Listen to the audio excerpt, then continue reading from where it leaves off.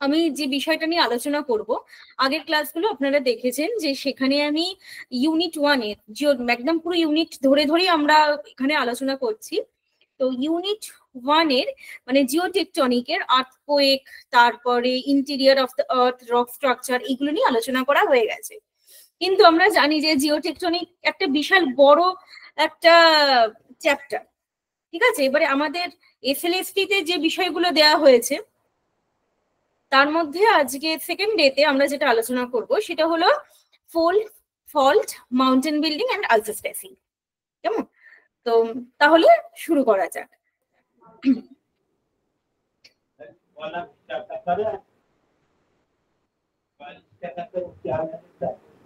যার মাইকটা অন আছে একটু প্লিজ আপনি মিউট করুন।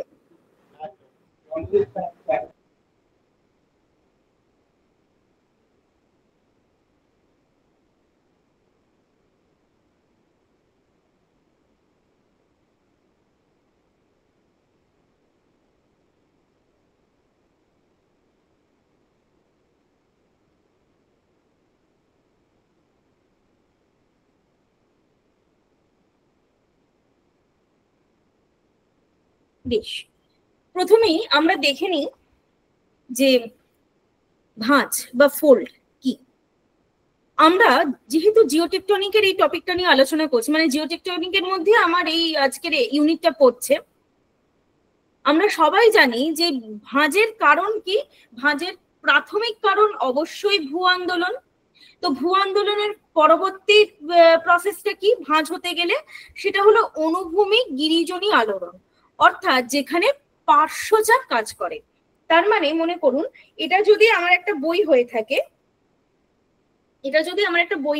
মানে একটা যদি শিলাস্তর হয়ে থাকে এই বইটা, তাহলে আমি যদি আশা করি আমাকে দেখতে পাচ্ছেন, তাহলে আমি যদি এরকম দুদিক থেকে পার্শ্বচাপ দিই, তাহলে আমার শিলাস্তরটা এইভাবে বা যাকে বলে কুঁচকে যাবে, অর্থাৎ ভাঁজ হয়ে যাবে। কেমন? আচ্ছা, তো সেই রকম ভাবেই কি হচ্ছে, শিলাস্তরটা এরকম পার্শ্বচাপের ফলে কুঁচকে গিয়ে ভাঁজ হয়।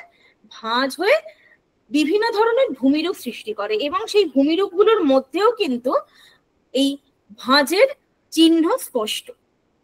তার মানে এই যে ভাঁজটা হলো, কি হচ্ছে, এটা শিলায় সংকোচন তৈরি হয়, এবং এটা অবশ্যই পাললিক শিলাতেই হয়। কেন পাললিক শিলায় হবে? কারণ পাললিক শিলা হলো একদম নরম শিলা। কোনো শক্ত শিলায় কিন্তু সহজে এইভাবে ভাঁজ গঠিত হতে বা তৈরি হতে পারে না। পাললিক শিলা যেহেতু নরম শিলা, তাই পাললিক শিলাতেই ভাঁজটা তৈরি হয়। তাহলে দেখুন, একটা ভাঁজের মধ্যে আমরা কি কি বিষয় পেলাম। প্রাথমিকভাবে একটা বৃহত্তর ভূ আন্দোলন হতে হবে, এবং সেই ভূ আন্দোলনের ফলে যে প্রক্রিয়াটা কাজ করবে সেটা হলো কি না, অনুভূমিক গিরিজনী আলোড়ন। যে শক্তিটা কাজ করবে সেটা কি শক্তি না, সংনমন বল। সংনমন বলের ফলে শিলার সংকোচন তৈরি হবে, এবং এই সংকোচনটা কিভাবে হবে না, এরকম মুখোমুখি পার্শ্বচাপের ফলে। আচ্ছা, তো এবারে দেখে নেওয়া যাক, এই যে আমি একটু আগে বললাম যে সব শিলায় ভাঁজ তৈরি হতে পারে না, তাহলে যে শিলায় ভাঁজ তৈরি হবে বা যেভাবে ভাঁজটা গঠিত হবে তার নিয়ন্ত্রক উপাদানগুলি কি কি। তার নিয়ন্ত্রক উপাদান হলো, প্রথমেই বলছি কি বলা হচ্ছে না, শিলার কাঠিন্যতা। শিলার কাঠিন্যতা বলতে এখানে কি বোঝানো হচ্ছে, কঠিন শিলায় কিন্তু ভাঁজ তৈরি হয় না। জাস্ট আগের স্লাইডে যদি আমি ফিরে যাই, তাহলে এখানে কি লেখা আছে, শিলাস্তর কোমল বা নরম হলে পার্শ্বচাপের প্রভাবে ভাঁজ গঠিত হবে। তাহলে এখানে কাঠিন্যতা শিলার কম হতে হবে। আচ্ছা, স্থিতিস্থাপক হতে হবে শিলাকে, আর দৃঢ়তা থাকতে হবে। দৃঢ়তা মানে কি, মানে ভাঁজটা যেন পরিপূর্ণ হয়, সামান্য পার্শ্বচাপেই যেন শিলাটা ভেঙে না পড়ে। হ্যাঁ, ভাঁজের ফলে শিলার মধ্যে একটা ভাঙন তৈরি হয়, তবে সেটা অতিরিক্ত পার্শ্বচাপের ফলে। প্রাথমিক সামান্য একটু পার্শ্বচাপেই বা সামান্য একটু সংনমন বলের প্রভাবেই যেন শিলা যেন ভেঙে না পড়ে, ভেঙে না যায় শিলাকে, সেই শিলাটাকে দৃঢ় হতে হবে।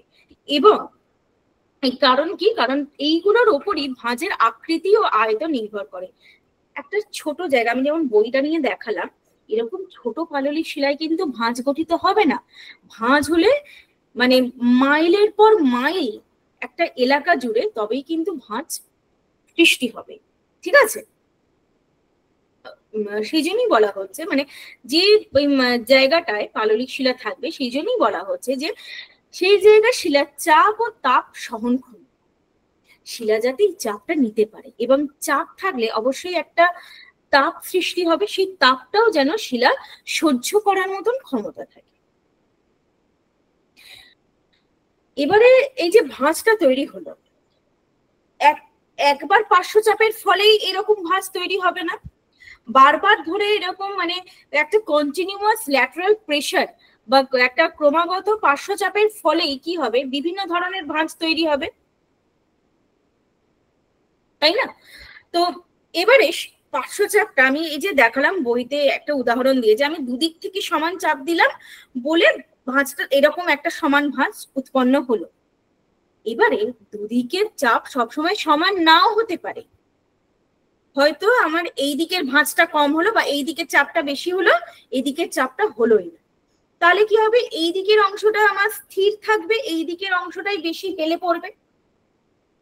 তো সেই তার ফলে যে কি ধরনের তার মানে এইরকম পার্শ্বচাপের অসম বন্টনের ফলে কি কি ধরনের ভাঁজ গঠিত হয় সেগুলো আমরা পরে আসছি, মানে অসম সংকোচন বলের ফলে আর কি কি মানে কি ধরনের ভাঁজ তৈরি হয় সেগুলোই আমরা এরপরে আলোচনা করব। আচ্ছা, ভাঁজ সৃষ্টির যে কারণগুলো এখানে আলোচনা করা হয়েছে এগুলো বেশিরভাগই কিন্তু এক একটা তত্ত্ব হিসেবে, সেই তত্ত্বটা আমি যখন মাউন্টেন বিল্ডিং থিওরিটা বা পর্বত উৎপত্তি তত্ত্বতে আসবো পড়াবো সেটা তখন আলোচনা করব।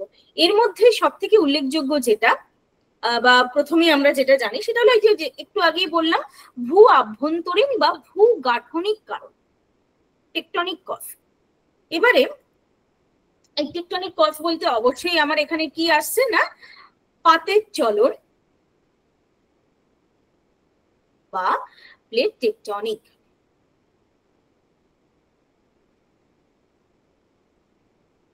ঠিক আছে, আমরা সবাই জানি যে আমাদের অ্যাস্ট্রোস্ফিয়ারের উপরে ভূ অভ্যন্তরে যে একটা স্থিতিস্থাপক স্তর রয়েছে বা অর্ধতরল স্তর রয়েছে অ্যাস্টেনোস্ফিয়ার, সেই অ্যাস্টেনোস্ফিয়ারের উপরে মহাদেশীয় পাত এবং মহাসাগরীয় পাত তারা ভাসমান অবস্থায় রয়েছে এবং তারা গতিশীল। তো যখনই অ্যাস্টেনোস্ফিয়ারটা একটু ডিস্টার্ব হয়ে পড়বে, আর আমরা এটাও আমি আগের ক্লাসেই আলোচনা করেছি অ্যাস্টেনোস্ফিয়ার বা ভূ অভ্যন্তর নিয়ে, যে এটা একটি ডিস্টারবেন্স মানে জোন অফ ডিস্টারবেন্স, অর্থাৎ এটাকে ক্ষুব্ধমণ্ডল বলা হয়। তো পাতের কম বেশির ফলে অ্যাস্ট্রোস্ফিয়ার কি হয়, ডিস্টার্ব হয়ে পড়ে। তার ফলে কি হয়, তখন উপরে ভেসে থাকা মহাদেশীয় এবং মহাসাগরীয় পাতগুলো এদিক ওদিক চলতে শুরু করে, মানে তখন ওই সংঘর্ষ এইসব একটা মানে সংঘর্ষ ঘটনাটা ঘটে। তার ফলেও কি হবে, মহাদেশীয় বা মহাদেশীয় পাতের উপরে অবস্থিত যে ভূপৃষ্ঠ বা যে পাললিক শিলাস্তর সেখানেও কিন্তু সংকোচন সংনমন বলের প্রভাবে ভাঁজ সৃষ্টি হবে। শুধু যে ভাঁজ সৃষ্টি হবে তা না, কোথাও কিন্তু চ্যুতিও সৃষ্টি হতে পারে, মানে এই ধরনের মানে ভাঁজ চ্যুতি সাইমালটেনিয়াসলি হতে পারে।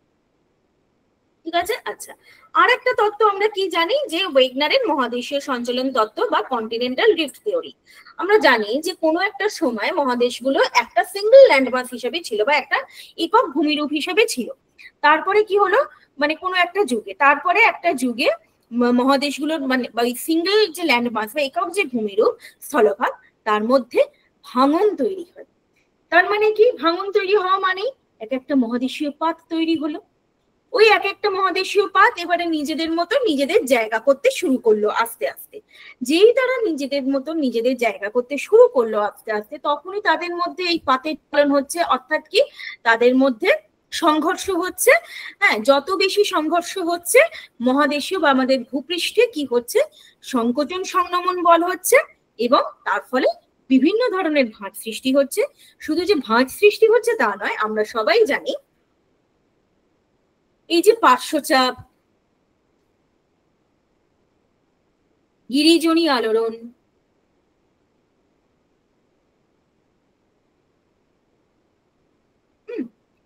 ভাঁজ, এগুলোর ফলে কি হয়, ভঙ্গিল পর্বত তৈরি হয়। ঠিক এই একই প্রসেসে আমরা জানি যে এই যে যদি আমি মহাদেশীয় সঞ্চালন তত্ত্বকে ধরি, আমরা জানি যে প্যানজিয়ার প্রাথমিক ভাঙনের ফলে দুটো মানে মূল ভূখণ্ডটা দুটো ভাগে ভাগ হয়ে গেছিল। তার মধ্যে একটা ছিল লরেশিয়ার, একটা ছিল গন্ডোয়ানা ল্যান্ড। আর এই লরেশিয়ার গন্ডোয়ানা ল্যান্ডের মধ্যে ধাক্কাধাক্কি হওয়ার ফলে বা সংঘর্ষ হওয়ার ফলে কি তৈরি হয়েছে না, এরকম ভাবে শিলাস্তর ভাঁজ খেয়ে, মাঝখানে তো একটা পলি শিলাস্তর ছিল বা পলি স্তর ছিল যেটাকে মহীখাত বলা হয়। এগুলো সব আমি আজকে যখন শেষের দিকে যখন মাউন্টেন বিল্ডিং থিওরিটা আলোচনা করব তখন ডিসকাস মানে ডিটেলে আসছি, ঠিক আছে? তো সেই পাললিক স্তরটাতে পলি স্তর ভাঁজ খেয়ে ভঙ্গিল পর্বত গঠন করে, ঠিক আছে? তাহলে ভঙ্গিল পর্বত যেখানে গঠন হবে, ভঙ্গিল পর্বত গঠনযুক্ত অঞ্চলেই কিন্তু আমরা বিভিন্ন ধরনের ভাঁজ দেখতে পাবো, বিভিন্ন প্রকার ভাঁজ দেখতে পাবো। তাহলে আমরা কোথায় দেখতে পাবো? অবশ্যই আমাদের হিমালয় পার্বত্য অঞ্চল বা এইসব জায়গাগুলোতে, কারণ হিমালয় পার্বত্য অঞ্চল হলো একটি ভঙ্গিল পর্বত বা ভঙ্গিল গঠনযুক্ত অঞ্চল, গিরিজনী আলোড়নের প্রভাবে তৈরি হচ্ছে। শুধু তাই নয়, হিমালয় পর্বত কিন্তু এখনো, হিমালয় পর্বতটা কিন্তু তার এখনো গঠন পর্যায়ে রয়েছে। তাহলে সে যত গঠিত হবে তত তার মধ্যে ভাঁজের বিভিন্ন প্রকারভেদ আমরা দেখতে পাবো, তাই তো? তো এবারে তাহলে দেখে নেওয়া যাক, এই যে ভাঁজের কথা বললাম, একটা ভাঁজের শরীরে কি কি অংশ থাকে, বা একটা ভঙ্গিল পর্বত বা একটা ভঙ্গিল গঠনযুক্ত অঞ্চলে কি কি অংশ থাকে, ঠিক আছে? আচ্ছা, সেগুলো একটু দেখে নিই। যেমন মনে করুন প্রথমেই আছে যে ভাঁজের অক্ষ। ভাঁজের অক্ষ কি? ভাঁজের অক্ষ বলার আগে প্রথমেই আমি আসি, আমি যদি এখানে একটু ডায়াগ্রামটা আঁকি, এরকম মানে এরকম ভাবে ভাঁজ খেলো জায়গাটা, ভাঁজ সৃষ্টি হলো, ঠিক আছে? আচ্ছা, তাহলে ভাঁজের এই যে ভাঁজটা, পুরো যে ভাঁজের যে কম্প্যাক্ট ব্যাপারটা কি, ভাঁজের বিষয়টা, একটা বিষয় লক্ষ্য করুন, আমরা কি কি পাচ্ছি? কয়েকটা উত্তল অংশ পেলাম। এই উত্তল অংশকে আমরা কি বলছি না, ঊর্ধ্বভঙ্গ।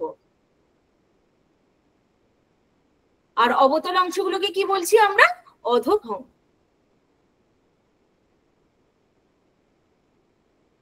ঠিক আছে? আচ্ছা, বেশ।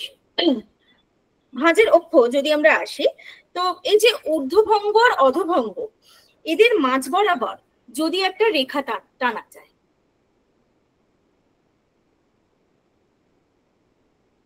যদি একটা রেখা টানি, তাহলে আমরা তাকে বলবো ভাঁজের অক্ষ, ঠিক আছে? আচ্ছা, অক্ষতল কি? এই যেহেতু আমি ভাঁজটাকে একটা মানে আগে ভাঁজের মধ্যে একটা দাগ করলাম, দাগ করার পরে আমি কি করছি, তাকে হাফ করছি, দুটো ভাগে ভাগ করে দিচ্ছি। তাহলে এই যে দুটো ভাগে ভাগ করলাম, আমি কি পাবো? দুটো তল পাবো। ঠিক যেভাবে ধরুন আমরা, ধরুন একটা সবজি, হ্যাঁ, সবজিটাকে যদি আমি দুটো ভাগে ভাগ, মাঝখান থেকে ভাগ কাটি, তাহলে কি হবে? আমার দুটো টুকরো হবে, দুটো টুকরো দুটো তল হবে, তাই না? বেশ। আচ্ছা, এরপরে আসি বাহু। বাহু কি? বাহু হলো বলছে যে অক্ষের দুই পাশে ভাঁজের দুটো অংশকে, আমি আবার যদি এখানে আঁকি ছবিটা,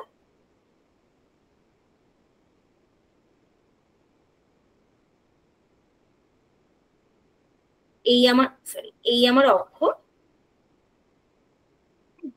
তাহলে অক্ষের দুপাশে দুটো অংশ, এই একটা বাহু আর এই একটা বাহু, কেমন? আচ্ছা, এরপরে বলা হচ্ছে নতি। নতি মানে কি? ভাঁজটা তো শিলাস্তরে হচ্ছে, তাহলে শিলাস্তর যে অনুভূমিক তলের সাথে হেলে আছে, দেখুন আমার যদি এইটা ভাঁজ হয়, এটা আমার অনুভূমিক তল, এই হলো আমার অনুভূমিক তল, আর এই ভাঁজটা আমার এখানে হলো, ঠিক আছে? তাহলে যে কোণটা তৈরি করছে, যে কোণ উৎপন্ন করছে, কারণ ভাঁজটা কোথায় হচ্ছে? অনুভূমিক তলটা এখানে কাকে বলছে? অনুভূমিক যে রেখাটা, ভূপৃষ্ঠ, আমার ভূপৃষ্ঠের উপরেই তো ভাঁজটা হচ্ছে, আমার এইভাবেই তো ভাঁজটা হলো, তাই না? তাহলে যে রেখা বরাবর বা অনুভূমিক তলের সাথে যে রেখা বা যে কোণ উৎপন্ন করছে, তাকে বলা হচ্ছে নতি, ঠিক আছে? আচ্ছা, এরপরে আসি আয়াম। এই আয়ামটা কি? আয়াম হলো এই যে অনুভূমিক তল, এটা আমার মনে করুন ভূপৃষ্ঠ বা অনুভূমিক তল, এই যে ভাঁজটা তৈরি হলো, কেমন? তাহলে এই যে অনুভূমিক তলটা কি করছে, ভাঁজটাকে আলাদা করছে একটা রেখা বরাবর। অর্থাৎ আমার এই যে এইখানে যে রেখাটা তৈরি হলো, এটা একে না সহজে বোঝানো যায় না, একটু মানে প্র্যাকটিক্যালি দেখালে সুবিধা হয় আর কি। তাহলে যে রেখাটা তৈরি করছে, কেমন, তাকে আমরা বলছি আয়াম, তাকে বলা হচ্ছে আয়াম। তার মানে নতি আর আয়াম পরপর থাকবে, ঠিক আছে? মনে রাখবেন ভাঁজের নতিটা হলো ভূপৃষ্ঠের সাথে, এখানে ভূপৃষ্ঠেই তো ভাঁজটা তৈরি হবে, তার সাথে এই যে যেভাবে সে মানে কুঁচকে গেল শিলাস্তরটা, কুঁচকে গিয়ে যে কোণটা তৈরি হলো তাকে বলা হচ্ছে নতি। আর ভূপৃষ্ঠের সাথে কুঁচকে যাওয়ার ফলে যে রেখা, মানে যে রেখা বরাবর ভূপৃষ্ঠটা হয়ে গেল অনুভূমিক তল বা সমান্তরাল, আর ভাঁজটা হয়ে গেল কি না একটা ইনক্লাইন্ড বা তির্যক একটা অংশ। তাহলে যে রেখা এই তির্যক অংশ ভূপৃষ্ঠকে আলাদা করছে তাকে বলা হচ্ছে আয়াম। আচ্ছা, এরপরে আসি গ্রন্থি বিন্দু, গ্রন্থি রেখা। তার জন্য আগের ছবিটাতে ফিরে যাই। গ্রন্থি বিন্দু কি বলছে, যে বিন্দুতে শিলাস্তরের বক্রতা সব থেকে বেশি হয়। মনে করুন আমি যদি এই এখানটায় দেখি, এই ভাঁজটা যদি দেখি, এই জায়গায় কি হলো, মানে ভাঁজ খেতে খেতে এই জায়গাটা, এইটা হলো তার পিক, মানে ভাঁজের তীব্রতা এখানে বেশি, এটা হলো পিক, মানে সর্বোচ্চ ভাঁজ খাওয়ার অংশ। এইটাকে আমি বলছি ভাঁজের গ্রন্থি, গ্রন্থি বিন্দু। বা এই ডায়াগ্রামটা যদি দেখি আমরা, এই যে এই ডায়াগ্রামটা দেখুন, আমার শিলাস্তরের এই অংশটায়,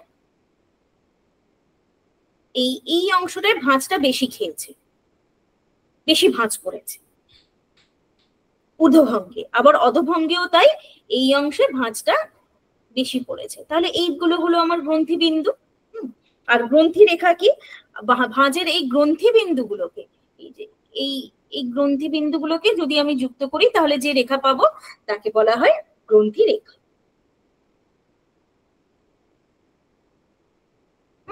আচ্ছা, গ্রন্থি বলয়, গ্রন্থি বলয় কি বলছে, যে ভাঁজের শিলাস্তরে একটি বিন্দুর পরিবর্তে একটি বলয় বা একটি অঞ্চলে বক্রতা সর্বাধিক হতে পারে, একে গ্রন্থি বলয় বলে। অর্থাৎ বিষয়টা যদি এইরকম হয়, এইরকম ভাবে যদি ভাঁজ খায় শিলাস্তর, তাহলে দেখুন প্রচুর গ্রন্থিবিন্দু আমি পাচ্ছি। কারণ এমন নয় যে আমি যেভাবে দেখালাম বইটা ভাঁজ করে, শিলাস্তর তো একটা প্রাকৃতিক উপাদান, তাই না? ভাঁজ পড়ার প্রক্রিয়াটা একটা প্রাকৃতিক উপাদান, কিরকম ভাবে সংকোচন বা সংনমন বল কাজ করবে আমরা কেউ জানি। তাহলে এই যে এতগুলো আমরা গ্রন্থি বিন্দু পেলাম, ঠিক আছে, তাহলে অনেকগুলো গ্রন্থি রেখাও পাবো। তাহলে তার মানে কি এই জায়গাটাতেই বক্রতা সব থেকে বেশি, এটাকেই বলা হয় গ্রন্থি বলয়, কেমন? আচ্ছা, বেশ, এরপরে আসি শীর্ষবিন্দু আর শীর্ষদেশ, পাদবিন্দু।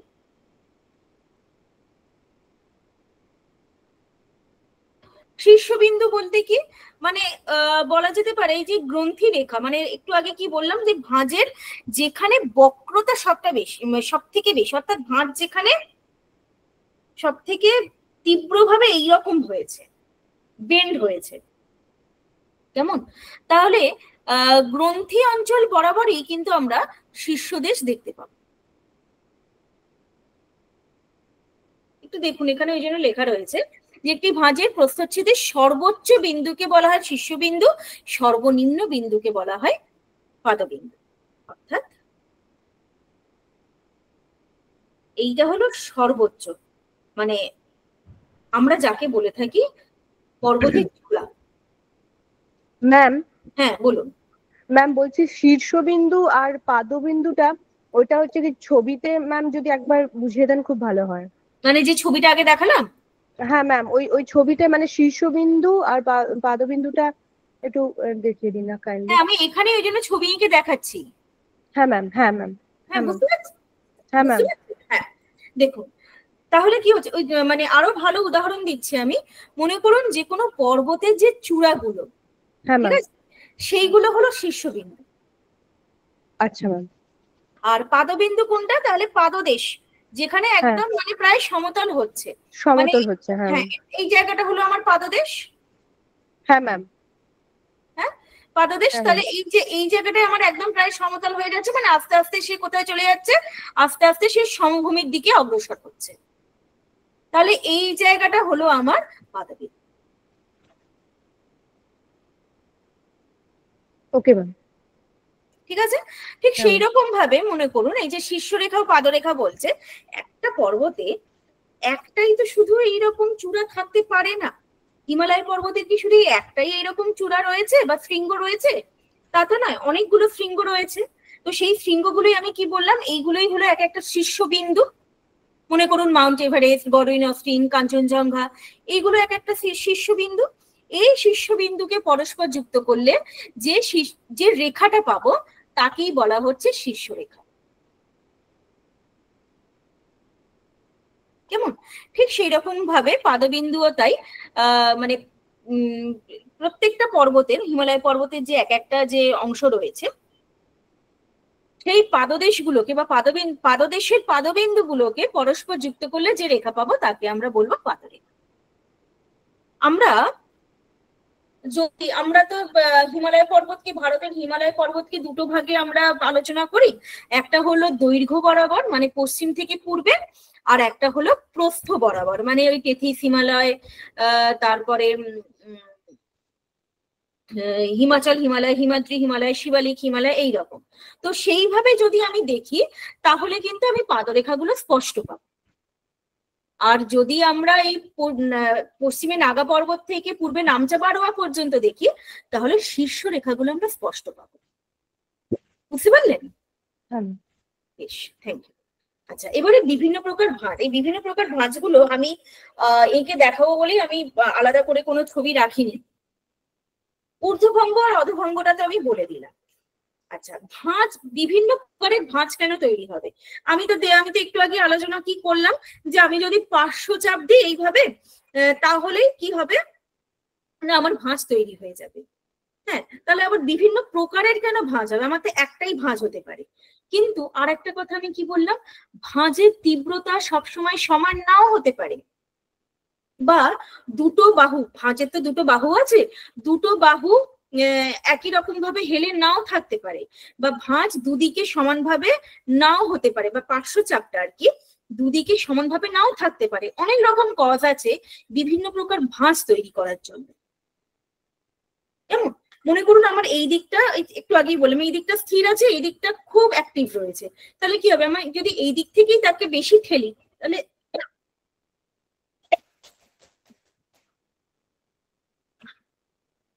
আমি যদি এদিক থেকেই তাকে বেশি ঠেলি তাহলে কি হবে, সে এইরকম ভাবে ভাঁজ হবে, মানে সে শুয়ে পড়বে। এরকম ভাঁজও আমরা দেখবো। প্রথমেই আসি কি, আমরা প্রতিসম ভাঁজ।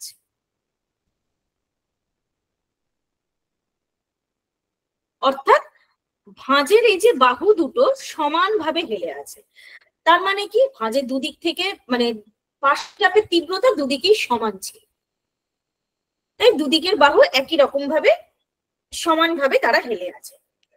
আচ্ছা, তাহলে প্রতিসম ভাঁজ হলে অপ্রতিসম ভাঁজও হবে।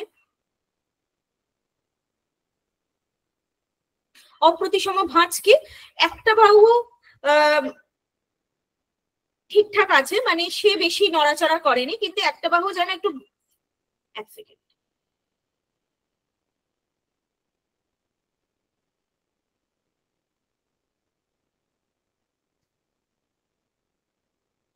একটা বাহু যেন একটু বেশি হেলে গেছে, আমি আঁকতে পারলাম না।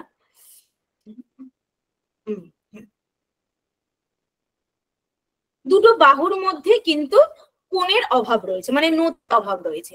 আমি যদি দেখি এই অনুভূমিক তলের সাথে একরকম নতিতে অবস্থান করছে, এই বাহুটা অনুভূমিক তলের সাথে একরকম নতিতে অবস্থান করছে, তাহলে তাকে আমরা বলবো অপ্রতিসম ভাঁজ।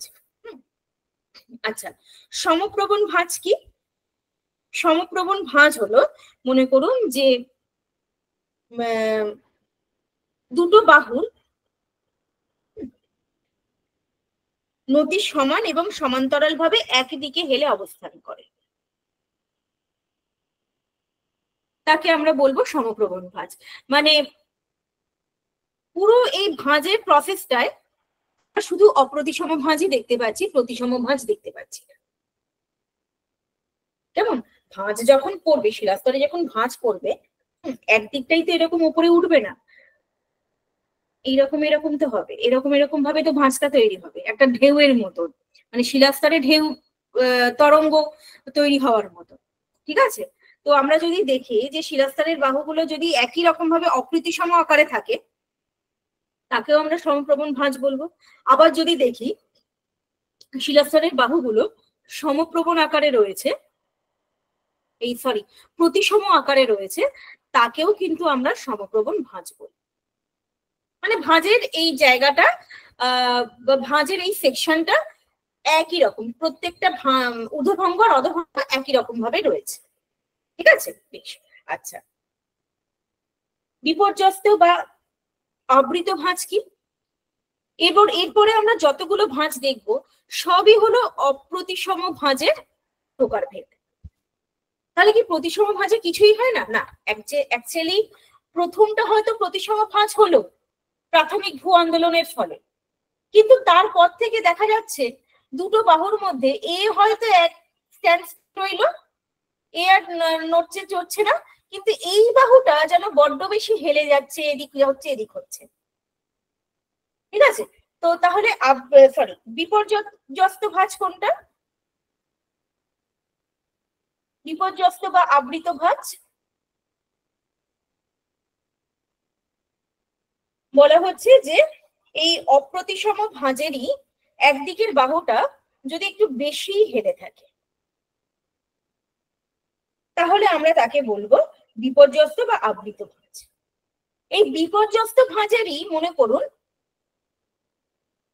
এদিকে পার্শ্বচাপটা আরো বেশি হলো, তখন কি হবে?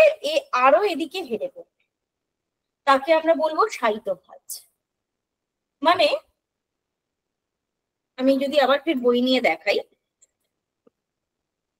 শিলাস্তর, ঠিক আছে, এই যে আস্তে আস্তে কি হচ্ছে, এই আমি মনে করুন আমি আমার বাঁদিকে, আমার যে বাঁ হাতটা আর কি, বাঁ হাতের চাপটা বেশি দিচ্ছি, ডান হাতের চাপটা কম, তাহলে কি হচ্ছে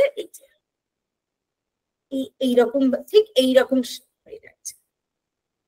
অপ্রতিসম ভাঁজ হলো, বিপর্যস্ত ভাঁজ হলো, এরপরে সেটা শায়িত ভাঁজ। ঠিক আছে?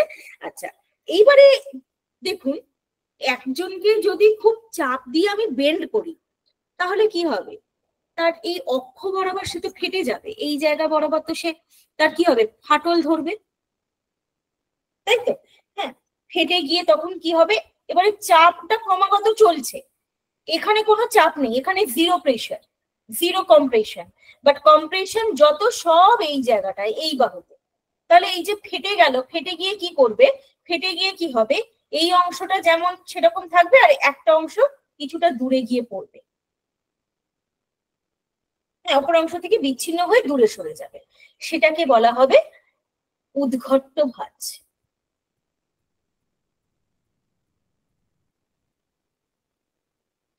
এবারে মনে করুন যে এই যে শায়িত ভাঁজ যেটা ছিল, উদ্ঘট্ট ভাঁজ আলাদা হয়ে গেল। এবারে আবার ধরুন শায়িত ভাঁজ কোনো একটা জায়গায় যেখানে ছিল, এতটাই পার্শ্বচাপ হলো যে এই অংশটা উদ্ঘট্ট ভাঁজে তো না হয় কাছাকাছিই রয়েছে, দুটো অংশ না হয় কাছাকাছিই রয়েছে, কিন্তু মনে করুন একটা অংশ এখানে আর একটা অংশ অনেক দূরে, শায়িত ভাঁজের ফলে। মানে আমি যদি বেন্ড হই, হ্যাঁ, আমার শিরদাঁড়ার ক্ষমতা যতটা, ততটা আমাকে বেন্ড করতে পারবে। আমি যদি এর উপর আরো প্রেসার দিই, কোয়াইট সিম্পল, আমার শিরদাঁড়া ভেঙে যাবে, ভেঙে গিয়ে দুটো ভাগে ভাগ হয়ে যাবে। ঠিক আছে? হয়তো দেখবো যে একটা অংশ অন্য জায়গায় চলে গেল, আর একটা অংশ একদিকে রইল। ঠিক সেই রকম ভাবে দেখবেন আমরা কোনো কিছু মানে এটা তো ইলাস্টিসিটির ব্যাপার, একদম প্রথম দিকেই বললাম, শিলাস্তরের স্থিতিস্থাপকতা বা ইলাস্টিসিটির ব্যাপার। তো এই ইলাস্টিসিটির ফলে ইলাস্টিসিটি যদি তার, সে যদি আর মানে সহ্য ক্ষমতার বাইরে চলে যায়, তখনই ফাটলটা ধরবে। কোনো প্লাস্টিকের জিনিস বা যা কিছু, দেখবেন আমরা বেন্ড করলাম ঠিকই, ঠিক আছে, কিন্তু বেশি বেন্ড করলেই সেটা ভেঙে যায়, সেটাকেই বলা হয় ন্যাপ। ঠিক আছে? যেমন মনে করুন দার্জিলিং পর্বত, দার্জিলিং পর্বত হিমালয় পর্বতের অংশ, তো দার্জিলিং পর্বতও কিন্তু অতিরিক্ত এরকম পার্শ্বচাপের ফলে একটা অংশ থেকে বিচ্ছিন্ন হয়ে অন্য জায়গায় চলে গেছে। মানে সিমলা আর দার্জিলিং, মানে সিমলা হলো এই অংশটা, দার্জিলিং ন্যাপটা হলো এই অংশ। ঠিক আছে, সিমলা এবং দার্জিলিং দুটোই ন্যাপের অংশ। বোঝা গেল তাহলে বিভিন্ন প্রকার ভাঁজ কিভাবে হচ্ছে। বেশ, এরপরে আসি ভাঁজ গঠিত ভূমিরূপ। আচ্ছা, ভাঁজের ফলে কি কি ভূমিরূপ গঠিত হতে পারে একটু আপনারাই বলুন, আমরা কি কি দেখতে পাই?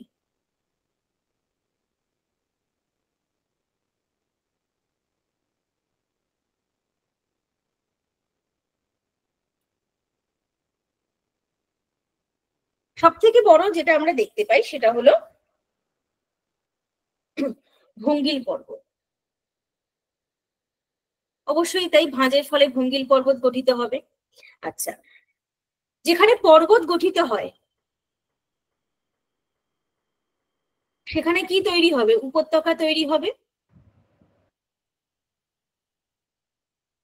আচ্ছা, উপত্যকা তৈরি হলে আমরা সবাই জানি যে একটা সময় আরোহণ অবরোহণের ফলে কি হয়, হয়তো ভাঁজের ভঙ্গিল পর্বতের এই অংশটা ক্ষয়প্রাপ্ত হলো, ঠিক আছে, ক্ষয়জাত পদার্থগুলো সব এই অংশে সঞ্চিত হলো, এবং তার ফলে কি হলো, এই অংশের উচ্চতা কমে গেল, এটা হয়ে গেল উপত্যকা, আর এটা হয়ে গেল অধভঙ্গ, ওটা হয়ে গেল উদভঙ্গ।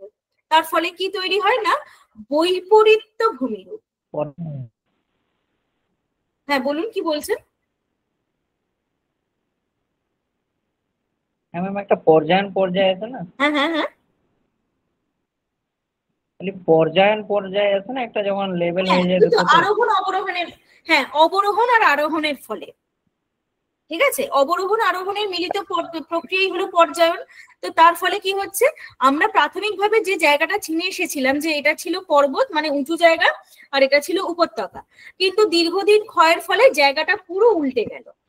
আর এই ক্ষয়টা কে করে, মানে ক্ষয়ের মানে মূল প্রক্রিয়াটা কি ছিল না, আরোহণ অবরোহণ। কেমন? তার ফলে কি হলো, ভূমিটা বিপরীত হয়ে গেল, উল্টে গেল, যেটা ছিল শৈলশিরা সে হয়ে গেল উপত্যকা, যে ছিল উপত্যকা সে হয়ে গেল উচ্চভূমি। বোঝা গেল? বেশ। আচ্ছা ম্যাম, এইটা কি ম্যাম, সরি ম্যাম একটু বলছি। হ্যাঁ বলুন বলুন। ম্যাম, এই যে আপনি বললেন যে উল্টো হয়ে যায়, এটা ম্যাম ওটা কি পর্যায়নের জন্য হয়? অ্যাকচুয়ালি এইখানে কি হয়, অবরোহণ আরোহণ কাজ করে। হ্যাঁ ম্যাম। হ্যাঁ, আর অবরোহণ আরোহণের মিলিত প্রক্রিয়াই হলো পর্যায়ন। আচ্ছা ম্যাম, আচ্ছা। যেটা একটু আগে আরেকজন বললেন, আমি জানি না, আমি তো আপনাদের নাম জানি না, হ্যাঁ একটু আগে বললেন, তো মিলিত এটাই হলো পর্যায়ন। হ্যাঁ ম্যাম। তাহলে কি হচ্ছে, একটা উল্টো ভূমিরূপ তৈরি হচ্ছে। আমি সেটাই বললাম যে যে জায়গায় আমি দেখে এসেছি এতদিন পর্বত ছিল, হঠাৎ করে সেটা কি হলো, সেটা উপত্যকায় পরিণত হলো বা নিম্ন ভূমিতে পরিণত হলো। আর যে জায়গাটা আমি দেখে এসেছি উপত্যকা ছিল, সেটা হঠাৎ করে উচ্চ ভূমিতে পরিণত হলো। হ্যাঁ ম্যাম।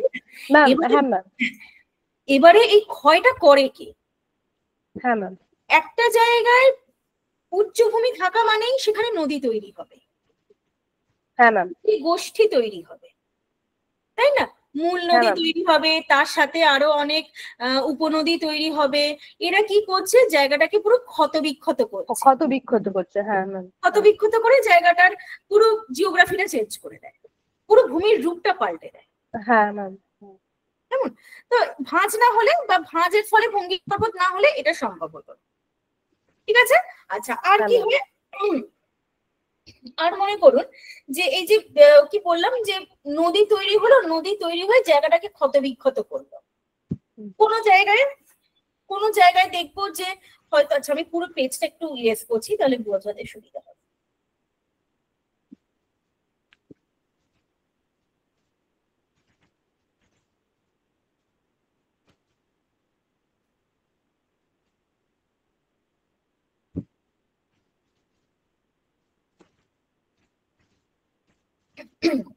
মনে করুন যে এইরকম একটা ভূমিরূপ তৈরি হয়েছে।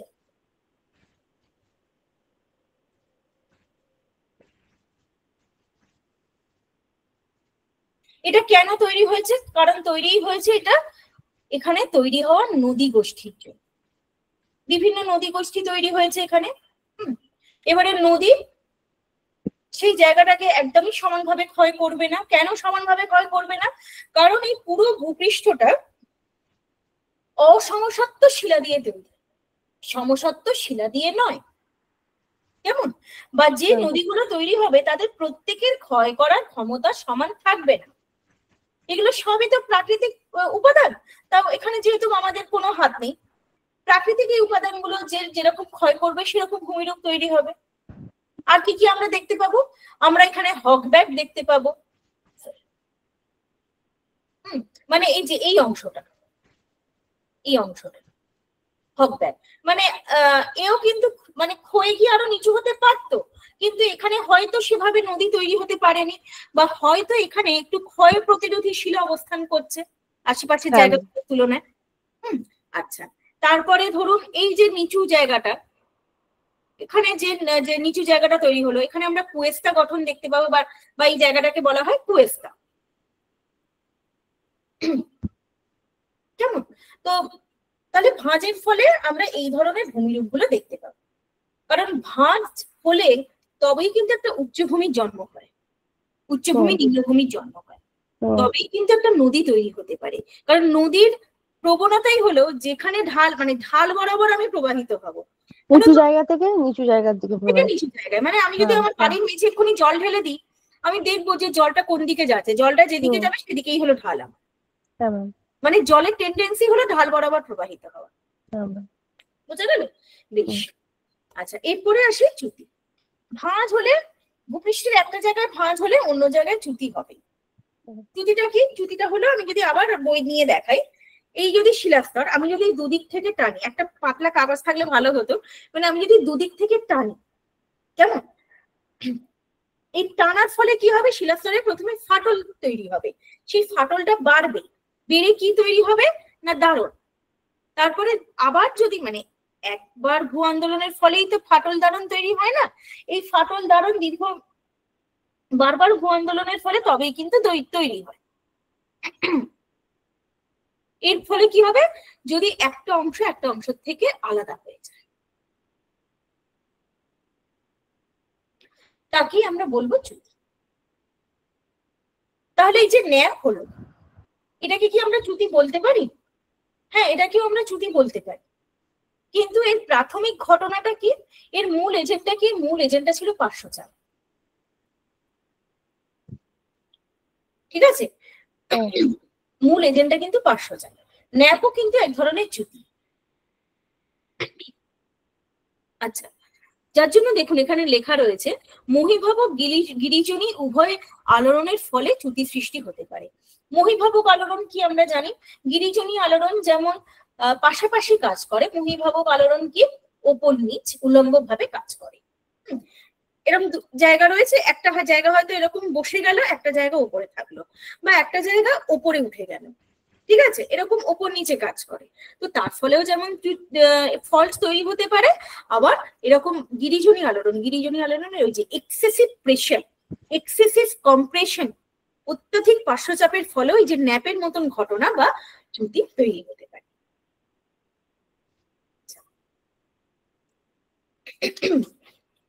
বেশ, এবারে তাহলে চ্যুতির মানে কম্পোনেন্ট গুলো আমরা দেখে নিই। কি বলা হচ্ছে? যে অনুভূমিক রেখা বরাবর চ্যুতির তল এবং ভূপৃষ্ঠ পরস্পরকে ছেদ করে বা মিলিত হয় তাকে চ্যুতি রেখা বলে। Quite simple. এই একটা অংশ, এই একটা অংশ, এদের মাঝখানে কি হলো যে ফাটলটা ধরলো, ফাটলের ফলে এইদিকে চলে গেল, এইদিকে চলে গেল, ঠিক আছে, তাহলে তাকে আমরা কি বলবো? তাকে আমরা বলবো চ্যুতি রেখা। এই যে একদম ভাঁজ পড়ানোর সময় আমি প্রথমেই বলেছিলাম না যে অক্ষতল, যে কি দিয়েছিলাম যে একটা আলু বা সবজিকে যদি আমি কাটি, দুটো অক্ষতল পাবো, তাহলে কাটা মানেই কি আমি দুটো আলাদা করলাম, আলাদা করার ফলে সেই চ্যুতি তল আমার বেরিয়ে গেল, আর যে রেখা বরাবর তারা আলাদা হলো তাকে বলা হচ্ছে চ্যুতি রেখা। ঠিক আছে, আচ্ছা, নেক্সট বলা হচ্ছে চ্যুতি কোণ বা হেড। সেটা কি? যে ভূপৃষ্ঠের সাথে উলম্বভাবে যে কোণে চ্যুতিতল হেলে থাকে, এই যদি আমার ভূপৃষ্ঠ হয়, আর এই একটা অংশ আমার এটা বিচ্ছিন্ন হয়ে গেছে, মানে এটাও কিন্তু একটা বিচ্ছিন্ন অংশ, ভূপৃষ্ঠের উপরে একটা বিচ্ছিন্ন অংশ। তাহলে এই যে যে চ্যুতির তলটা সেটা যেভাবে হেলে রয়েছে বা যে কোণটা উৎপন্ন করছে, যে নতিটা আমরা পড়েছিলাম, যে ভাঁজটা তৈরি হচ্ছে ভূপৃষ্ঠের সাথে, সেটা যেমন আমার ভাঁজের নতি, আমার চ্যুতির নতিও তাই। তাহলে এই কি ভাঁজে ভূপৃষ্ঠের সাথে সেটা অ্যাটাচ ছিল, চ্যুতিতে ভূপৃষ্ঠের সাথে সেটা অ্যাটাচ নেই, তফাৎটা এটা। কেমন ম্যাম আরেকবার একটু বলে দিন প্লিজ। মানে হ্যাঁ, আমি সেই কি বলেছিলাম যে মনে করুন এটা আমার ভূপৃষ্ঠ, হ্যাঁ ভূপৃষ্ঠের এখানে যে ভাঁজটা হয়েছে, তাহলে যেভাবে যে কোণটা তৈরি করলো ভূপৃষ্ঠের সাথে তাকে আমরা বলছি চ্যুতি কোণ বা হেড। দেখুন বলছে যে উল্লম্ব তলের সঙ্গে, মানে একটু স্লাইডে দেখুন, উল্লম্ব তলের সঙ্গে চ্যুতি তল যে কোণে হেলে থাকে তাকে চ্যুতি কোণ বা হেড বলে। উল্লম্ব তল বলতে কি, আমার তো চ্যুতির ফলে তো একটা ব্লক তো পুরো আলাদা হয়ে গেল, যে ব্লকটা আলাদা হয়ে গেল সেটাই হলো আমার সেই উল্লম্ব তল। আলাদা হয়ে আছে, মানে দুটো ব্লক আলাদা হয়ে গেছে, এই একটা ব্লক এই একটা ব্লক। এবারে চ্যুতি তলটা যেভাবে হেলে আছে, এমন নয় যে তারা একদম পরস্পরের থেকে বিচ্ছিন্ন হয়ে চলে গেল সারা জীবনের জন্য, সেটা না, হয়তো এইভাবে এরকম ভাবে হেলে থাকতে পারে প্রাথমিকভাবে, সেটা হচ্ছে আমার চ্যুতি কোণ। কিন্তু ভাঁজের ক্ষেত্রে কি হয়েছিল, ভাঁজের ক্ষেত্রে ভূপৃষ্ঠের সাথে শিলাস্তরটা আমার অ্যাটাচ ছিল, হ্যাঁ, সেই জন্য নতিটা কি হয়েছে ভূপৃষ্ঠের সাথে আমার হেলেছিল, মানে ভূপৃষ্ঠের সাথে আমার অ্যাটাচ অবস্থায় ছিল। কিন্তু এখানে অ্যাটাচ অবস্থায় নেই। তারপরেই দেখুন আছে চ্যুতি নতি। চ্যুতি নতি কি বলছে, অনুভূমিক তলের সাপেক্ষে চ্যুতি তল যে কোণে হেলে বা নত হয়ে থাকে তাকে চ্যুতি তল বলে। অর্থাৎ চ্যুতির তল এবং অনুভূমিক তলের মাঝখানে যে কোণ উৎপন্ন হয়, অনুভূমিক তল বলতে সেই আমার ভূপৃষ্ঠেরই একটা অংশকে বোঝাচ্ছে। আর চ্যুতি তল যদি সেটা মানে কেউ যদি মানে চ্যুতির একটা ব্লক যদি উলম্ব ভাবে থাকে আর একটা ব্লক যদি কোনো ক্ষেত্রে একটা ব্লক যদি অনুভূমিক ভাবে থাকে, এইভাবে যদি থাকে, তাহলে যে কোণটা তৈরি হচ্ছে, এবারে কোন ব্লক লম্বালম্বি ভাবে থাকবে বা কি অনুভূমিক ভাবে থাকবে সেটা প্রাকৃতিক ভাবে ঠিক হবে। বোঝা গেল? ওই জন্যই বলা হচ্ছে যে চ্যুতি কোণ আর চ্যুতি নতি পরস্পর পূরক কোণ, কারণ এদেরকে দুজনকে যদি আমরা যোগ করি চ্যুতি কোণ আর চ্যুতি নতি, হ্যাঁ, তাহলে একটা 90 ডিগ্রির আমরা অ্যাঙ্গেল পাবো, মানে ঠিক এইরকম ভাবে। আলাদা একটা চ্যুতি তল নিলাম, অনুভূমিক তল নিলাম, এইভাবে বসালাম, ঠিক আছে, এইভাবে যুক্ত করলাম, আমরা তাহলে একটা 90 ডিগ্রি অ্যাঙ্গেল পাবো। ঠিক আছে, আচ্ছা। ক্ষেপটা কি, ক্ষেপ বলছে এই যে ফাটল ধরলো, ফাটলের ফলে কি হলো, একটা অংশ থেকে সম্পূর্ণ আলাদা হয়ে গেল, কিছুটা আলাদা হতে পারে বা কয়েক সেন্টিমিটার পর্যন্ত আলাদা হতে পারে, তাকে বলা হচ্ছে ক্ষেপ। মানে মনে করুন যে কি বলবো, এই দুটো ব্লক আলাদা, ঠিক আছে, দেখতে পাচ্ছেন তো, এই দুটো ব্লকের মধ্যে ধরুন যে ফাটলটা ধরেছিল, একটা একটু এদিকে সরে গেল, একটা একটু এদিকে সরে গেল। মনে আছে সেই পাঁচ সংস্থান তত্ত্বে আমরা নিরপেক্ষ পাঁচ সীমান্ত পড়েছিলাম, সীমান্তে আমরা কি পড়েছিলাম যে দুটো পাত পরস্পরের গা ঘেঁষে চলে যায়, সেই বাফে করার মতন, কেমন? তো ঠিক সেই ব্যাপারটা হলো ক্ষেপ, একটার থেকে একটু দূরে সরে গেছে, তাকে বলা হচ্ছে ক্ষেপ বা থ্রো। ব্যবধি কি বলছে, অনেক সময় চ্যুতি লম্বালম্বি ভাবে না থেকে একটু হেলে অবস্থান করে, তখন তার একটি পার্শ্বীয় ব্যবধান ঘটে, এই পার্শ্বীয় ব্যবধানকে বলা হয় ব্যবধি।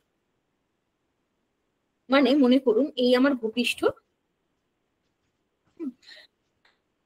যেখান থেকে মানে এ হয়তো স্টিল একই রয়েছে, আর এই যে অংশটা সে একেবারে উল্লম্ব ভাবে না গিয়ে একটু এইভাবে হেলে অবস্থান করছে,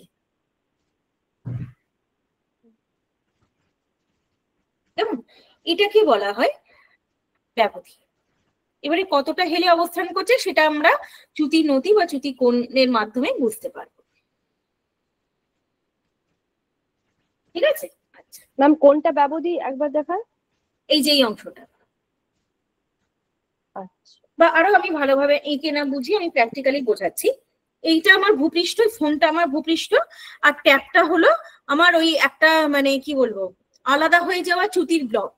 হুম ভূপৃষ্ঠ একই আছে, এবারে চ্যুতির ব্লকটা আমার একটু এইভাবে অবস্থান করছে, এইভাবে আছে। আচ্ছা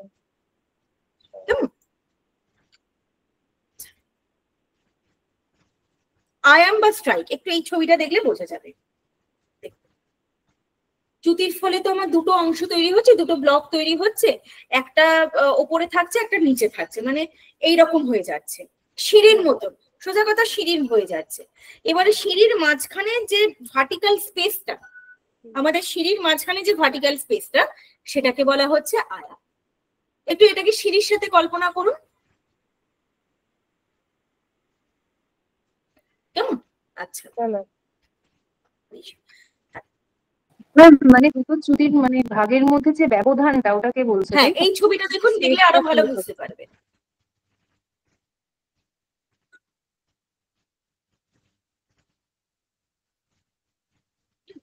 আচ্ছা, ঝুলন্ত প্রাচীর আর পাদমূল প্রাচীর কোনটাকে বলা হচ্ছে? ঝুলন্ত প্রাচীর হলো এই যে এই অংশটা, যেটা দাঁড়িয়ে রয়েছে, যে ব্লকটা, আর যার সাপেক্ষে দাঁড়িয়ে রয়েছে, ঠিক আছে, তাকে বলা হচ্ছে পাদমূল প্রাচীর। এই যে দেখুন, ওই জন্যই বলা হচ্ছে যে চ্যুতির ফলে শিলাসমূহের যে অংশ উপরে অবস্থান করে ঝুলতে থাকে তাকে ঝুলন্ত প্রাচীর বলা হয়, আর অন্য অংশকে বলা হয় পাদমূল প্রাচীর। এবারে আমরা দেখে নিই বিভিন্ন প্রকার চ্যুতি। চ্যুতি কি কি হতে পারে। প্রথমেই আমরা যেটা জানি যে যদি এরকম হয়, আমি একটু প্র্যাকটিক্যালি দেখাচ্ছি না একে। মনে করুন এই দুটো ব্লক আমার আলাদা তৈরি হলো, প্রথমে একটা ফাটল হলো, হ্যাঁ ফাটলের ফলে এই দুটো ব্লক তৈরি হলো। যদি এরকম হয় যে একটা ব্লক নিচে বসে গেল, তাহলে সেটা হলো স্বাভাবিক চ্যুতি। কেন স্বাভাবিক চ্যুতি? কারণ এটা মহাকর্ষের মতনই কাজ করেছে।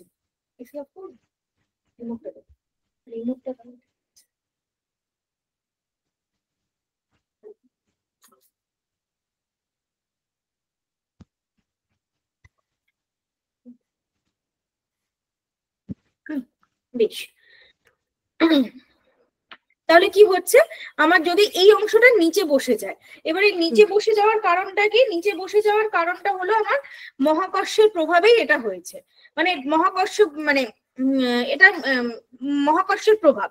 কিন্তু যদি উল্টো হয়, উল্টো হওয়া মানে যদি এটা উপরে উঠে গেল, তাহলে কি হচ্ছে, এটা বিপরীত হলো, বিপরীত দিকে চলে গেল, মহাকর্ষের বিপরীত দিকে, তাহলে তাকে আমরা বলবো বিপরাচ্যুতি। আর যেটা স্বাভাবিকভাবে ঘটলো, নিচে বসে গেল, তাকে আমরা বলবো স্বাভাবিক চ্যুতি। বোঝা গেল? বেশ, আচ্ছা আর কি কি চ্যুতি হতে পারে?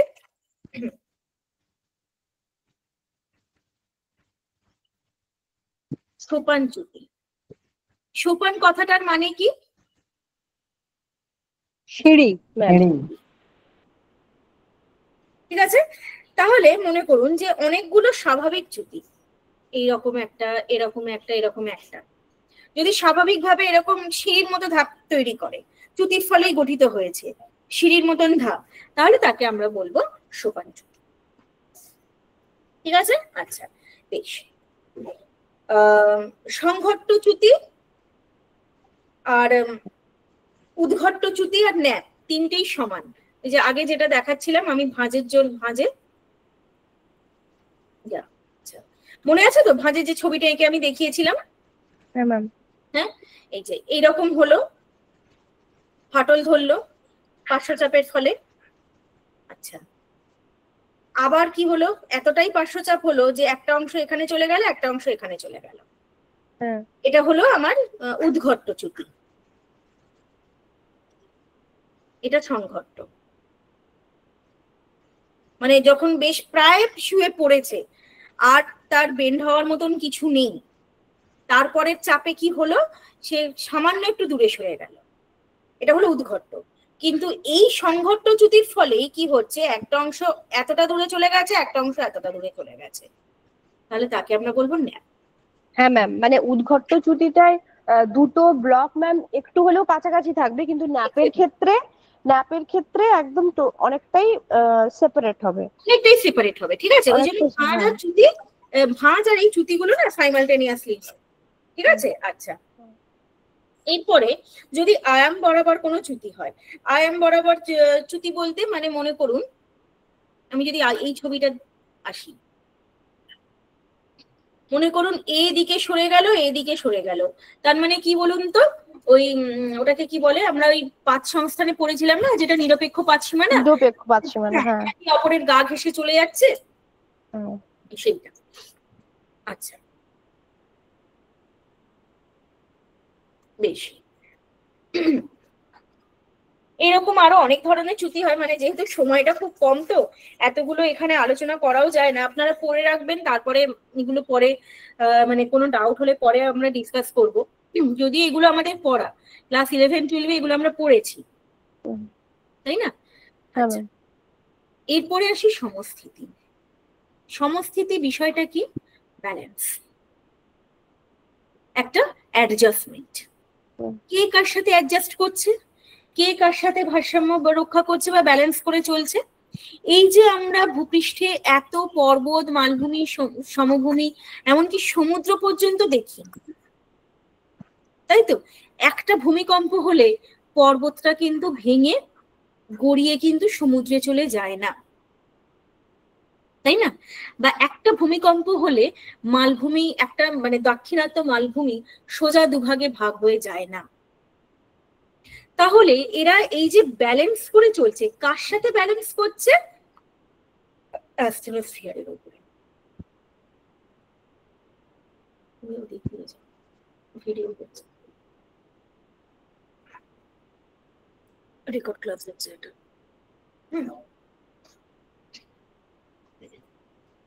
কার সাথে ব্যালেন্স করছে না? অ্যাস্টেনোস্ফিয়ারের সাথে। আচ্ছা, ভূ অভ্যন্তরে তো অনেকগুলো স্তর রয়েছে, আমরা সিয়াল সীমা দেখেছি, আমরা কেন্দ্রমণ্ডলে দেখেছি, গুরুমণ্ডল দেখেছি, গুরুমণ্ডল, হ্যাঁ।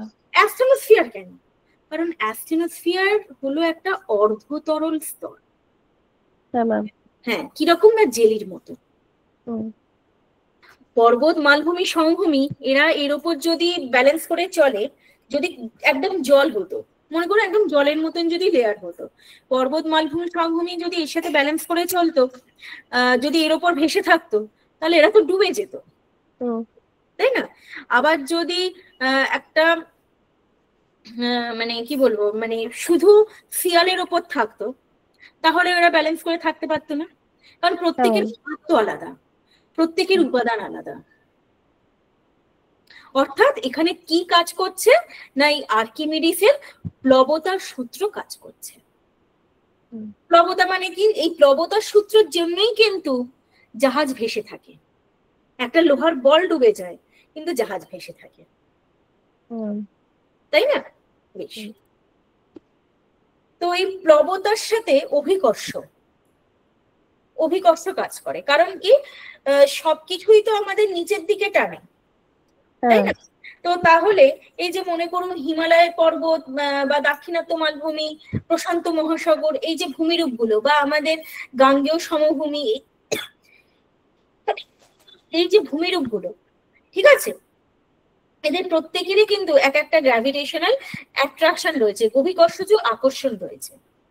এবারে অভিকর্ষ বল কোথাও বেশি হয়, কোথাও কম হয়, যেমন বলা হয় যে নিরক্ষরেখায় কম আর মেরুতে সব থেকে বেশি।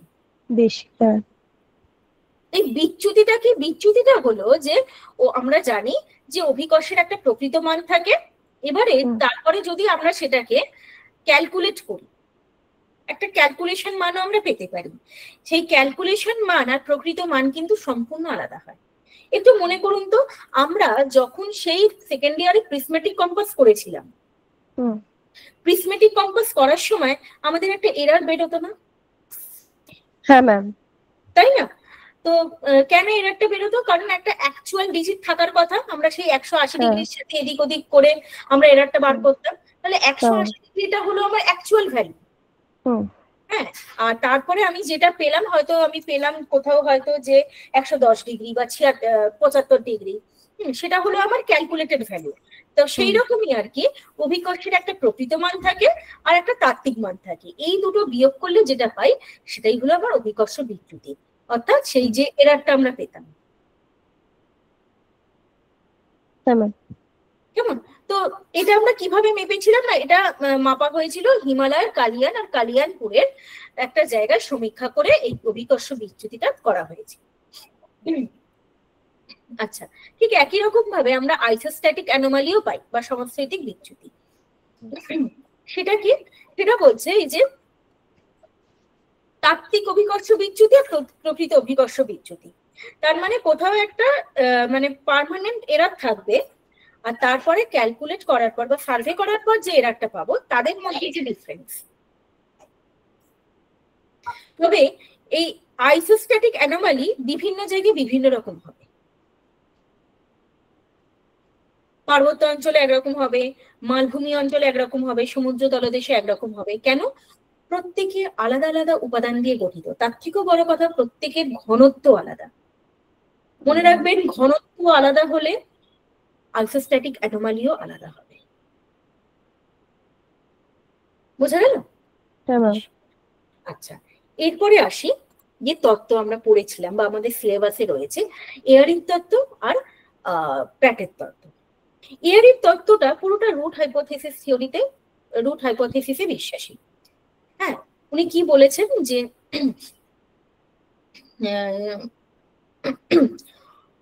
উচ্চতা এবং ঘনত্বের মধ্যে একটা ভারসাম্য উনি তৈরি করেছেন। অর্থাৎ আমরা ধরুন এই যে বাড়ি তৈরি করি আমরা, আমাদের দোতলা বাড়ির ভিত একরকম হবে, বনেদ, যেটাকে আমরা বনেদ বলি, আবার 10তলা বাড়ির বনেদ একরকম হবে। কারণ কি, 10তলা বাড়ি মানে সে অনেকটা মানে হাই, একটা হাই ক্যাপাসিটি, তার দোতলা বাড়ির ক্যাপাসিটিটা একটু কম। ঠিক সেই রকম ভাবে আমাদের মানে জর্জ এরিও এই কথা বলেছে। পর্বত, মালভূমি, সমভূমি, এই যে এই ব্লকগুলো যদি দেখেন, এই ছবিটা যদি দেখেন, এই উঁচুটাকে ধরা হলো পর্বত, নিচু জায়গাগুলো হলো মালভূমি, তারপরের জায়গাগুলো হলো সমভূমি। উনি বলছেন যে যার উচ্চতা এবং ঘনত্ব যেরকম, সে অ্যাস্থনোস্ফিয়ারে সেই রকম চাপ দেবে। পর্বতের উচ্চতা এবং ঘনত্ব বেশি, তার মানে সে অ্যাস্থনোস্ফিয়ারে বেশি চাপ দেবে। সমস্ত সমভূমির ঘনত্ব আলাদা, সে তাহলে কম প্রেসার দেবে। সেই জন্যই এটাকে বলা হয় শিকড় তত্ত্ব বা রুট হাইপোথেসিস থিওরি। কিন্তু প্র্যাট আবার অন্য কথা বলেছেন। প্র্যাট বলেছেন যে যাদের ঘনত্ব বেশি হবে তার উচ্চতা কম হবে। ঠিক আছে, উনি বলেছেন যে এদের যদি ঘনত্ব বিভিন্ন হয়েও থাকে, এই যে এই ছবিটা একটু দেখুন, এই যে এখানে 2.6 একটা ঘনত্ব, 2.8 একটা ঘনত্ব, বলছে এদের বিভিন্ন ঘনত্ব হোক না, কিন্তু যেহেতু এরা অ্যাস্থেনোস্ফিয়ারের উপর অবস্থান করছে, আর অ্যাস্থেনোস্ফিয়ার হলো একটা অর্ধতরল অবস্থা বা স্থিতিস্থাপক একটা উপাদান, তাই তারা সমান চাপ প্রয়োগ করবে, একই ধরনের চাপ প্রয়োগ করে, ঘনত্ব যাই হোক না কেন। ঠিক আছে, যেহেতু অ্যাস্থেনোস্ফিয়ার একটা সমসত্ব বডি, অ্যাস্থেনোস্ফিয়ার তো অসমসত্ব নয়, আমাদের ভূপৃষ্ঠ অসমসত্ব, কারণ ভূপৃষ্ঠে পর্বত রয়েছে, মালভূমি রয়েছে, অসমসত্ব। কিন্তু অ্যাস্থেনোস্ফিয়ার তো সমসত্ব, তো যে সমসত্ব হবে সে নাকি অসমসত্ব বডিগুলোকে ধরে রাখতে পারবে। তো সেটা কি, সেই সমসত্ব তলটা কি, তাকে উনি বলেছেন প্রতিবিধান তল বা লেভেল অফ কম্পেনসেশন।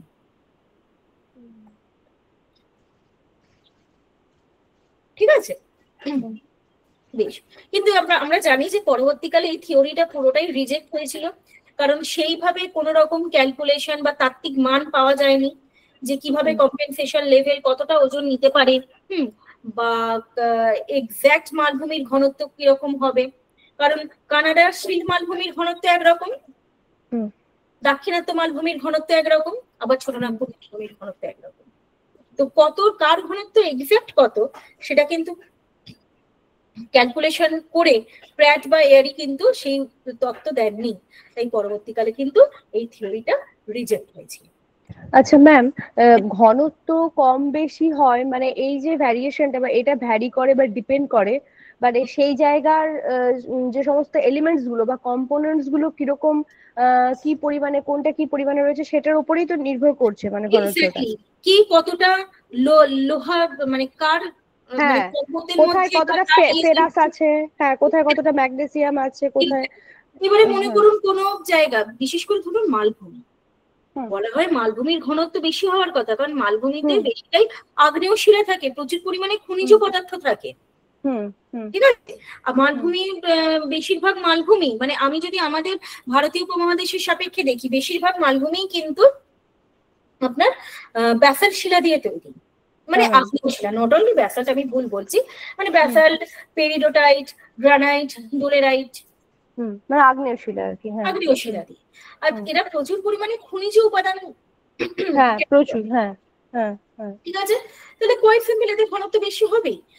ভঙ্গিল পর্বত মানে আমাদের এই যে হিমালয় ভঙ্গিল পর্বত, হিমালয় ভঙ্গিল পর্বত বেশিরভাগই পাললিক শিলা দিয়ে তৈরি। হ্যাঁ, এর মধ্যে আমরা কিছু রূপান্তরিত নিসিক শিলা, নিসিক রক বা এগুলো দেখতে পাই আর কি, তবে হিমালয়ান নিস আবার অনেকটা আলাদা।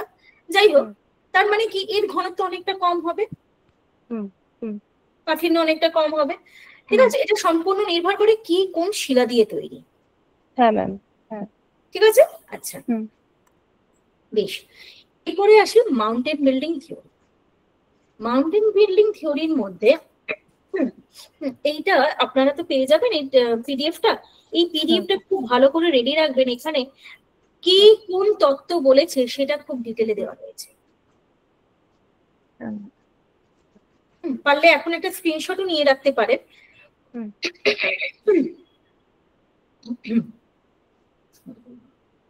আচ্ছা, আমরা যদি প্রথমে এই তাপীয় সংকোচন তত্ত্বটা দেখি,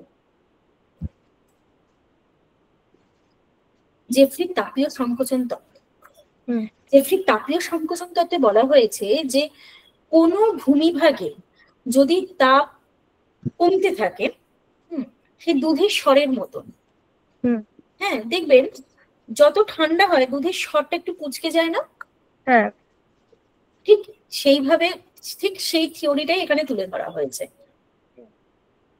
আর যখন কুঁচকে যায় দুধের স্বরটা, যখন কুঁচকে যায়, ঠিক এইরকম একটা ফিচার আমরা দেখতে পাই না,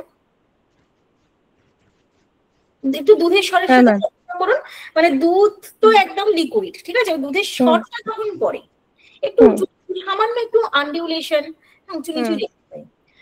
ভঙ্গিল পর্বতের উৎপত্তি তত্ত্বে জেফ্রি উনি প্রথমে এটাই বলেছেন যে প্রাথমিকভাবে ভূপৃষ্ঠের তাপটা যত সংকুচিত হয়েছে, ভূপৃষ্ঠটাও কুঁচকে গেছে, কুঁচকে গিয়ে আস্তে আস্তে যত ঠান্ডা হয়েছে তত ভূপৃষ্ঠ কুঁচকে গেছে, তত কি হয়েছে, এই পর্বতগুলো আস্তে আস্তে তৈরি হয়েছে।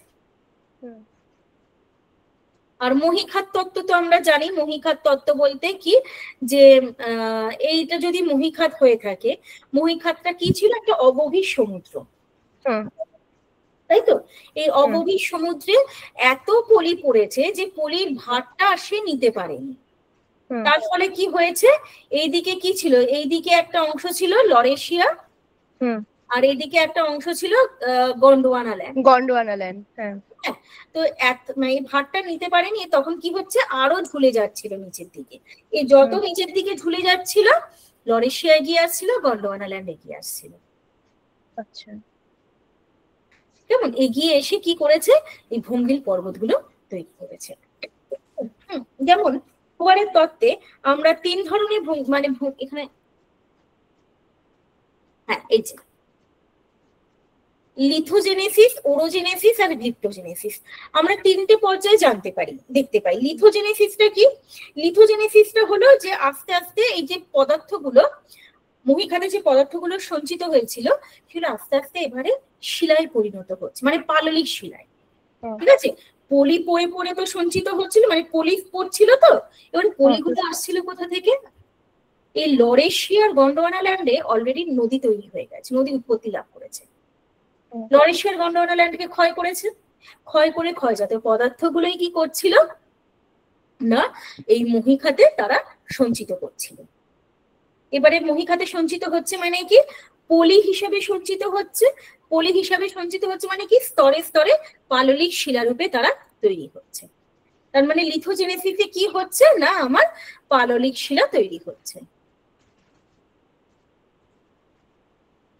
আচ্ছা, ওরোজেনেসিস, ওরোজেনেসিস কথাটা এসেছে গিরিজনী আলোড়ন থেকে, গিরিজনী প্রক্রিয়া থেকে। তার মানে কি, আমি কি বললাম যে আস্তে আস্তে কি হচ্ছে, এর ভার যত বাড়ছে, এ যত ঝুলে পড়ছে এই নিচের অংশটা, তত লরেশিয়া গন্ডোয়ানাল্যান্ড সামনের দিকে এগিয়ে আসছে। লরেশিয়া গন্ডোয়ানাল্যান্ড এগিয়ে আসতে কি হচ্ছে, পলিস্তরে এইভাবে ভাঁজ তৈরি হচ্ছে। গ্লিপ্টোজেনেসিস কি, গ্লিপ্টোজেনেসিস হলো যেই ভাঁজ, এবারে ভাঁজ হলো তো আস্তে আস্তে এবারে বিভিন্ন ধরনের ভাঁজ, এই যে শায়িত ভাঁজ, উদ্ঘট্ট ভাঁজ, ন্যাপ, এবারে এগুলো তৈরি, কারণ পার্শ্বচাপ বাড়ছে তাই না, সেই জন্য। বোঝা গেল? তাহলে এই হলো আমার ভঙ্গিল পর্বতের উৎপত্তির তত্ত্ব। কেমন? আচ্ছা, কিছু কোয়েশ্চেন্স আমি রেখেছি, একটু দেখে নেওয়া যাক। আচ্ছা, সমস্থিতির প্রমাণ আমরা এখানে কোনগুলো থেকে পাবো?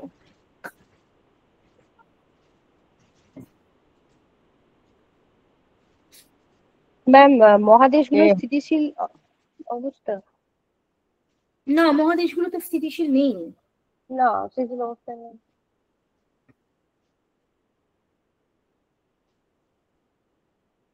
বলুন।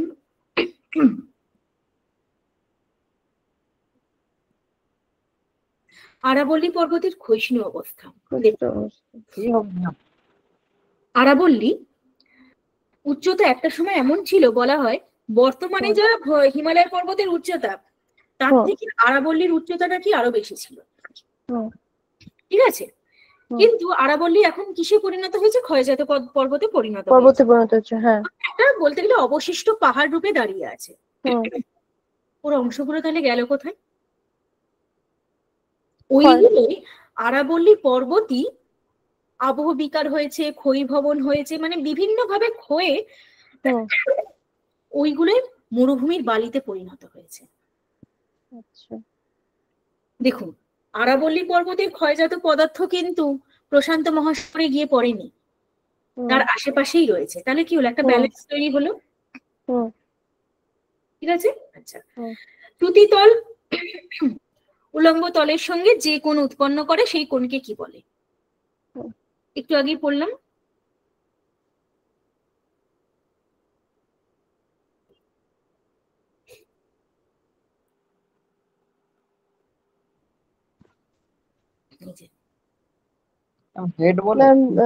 উলম্ব তল চ্যুতিতল যে কোণে কেটে থাকে, তাহলে কি হবে উত্তরটা?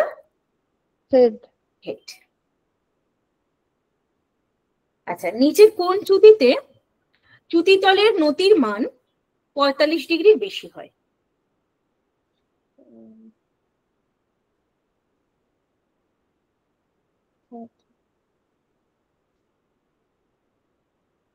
ম্যাম বিলোম চ্যুতি? না, অনুলোম চ্যুতি। অনুলোম চ্যুতি, হ্যাঁ, অনুলোম চ্যুতি। হ্যাঁ, ঠিক আছে, মানে অনুলোম চ্যুতিটা কি, এরকম ভাবে তো নিচে পড়ে গেল। ঠিক আছে, হ্যাঁ, এবারে সে কিন্তু মানে যে পড়লো সে কিন্তু 45 ডিগ্রির বেশি কোণই তৈরি করে। সাধারণত প্রায় ওই বলা হয় যে 70 থেকে আপনার 80-82 ডিগ্রির মতো কোণ তৈরি করে। আচ্ছা, নেক্সট, সোপান চ্যুতি দুদিক থেকে শ্রেণীবদ্ধভাবে নেমে এলে তাকে কি বলে? যদি এরকম ভাবে এরকম ভাবে এরকম ভাবে আর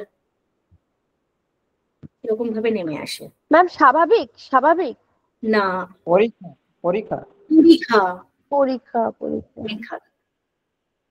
আচ্ছা, শিলং মালভূমি একটি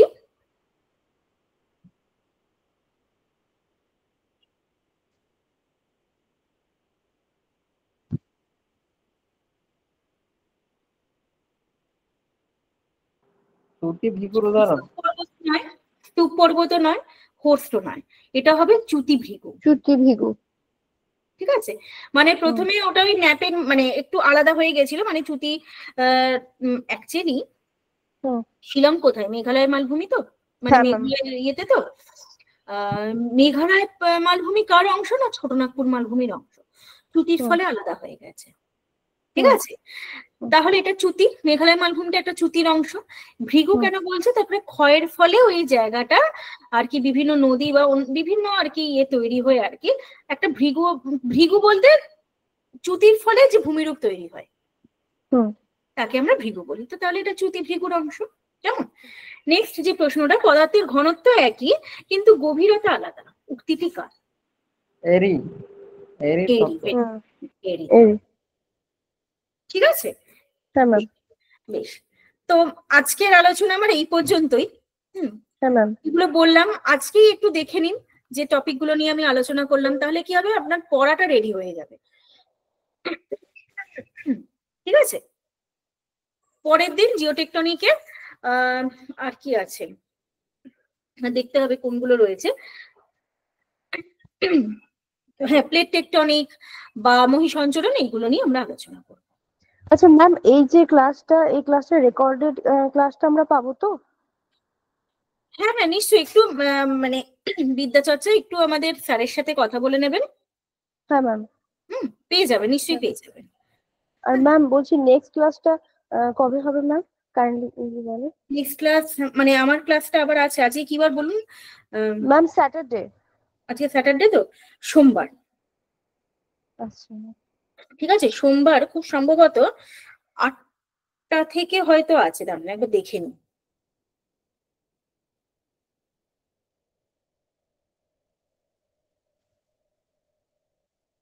হ্যাঁ 8টা থেকে। আচ্ছা ম্যাম, তার কালকে কোনো ক্লাস নেই তো আমাদের? না না না, মানে আমার জিওগ্রাফি ক্লাস কালকে নেই। Okay ma'am. ঠিক আছে, বেশ, ওকে ওকে, বুঝতে পেরেছেন তাহলে যতটা পড়িয়েছি? হ্যাঁ ম্যাম। হ্যাঁ okay ma'am. Okay, good night. Good night ma'am. Thank you.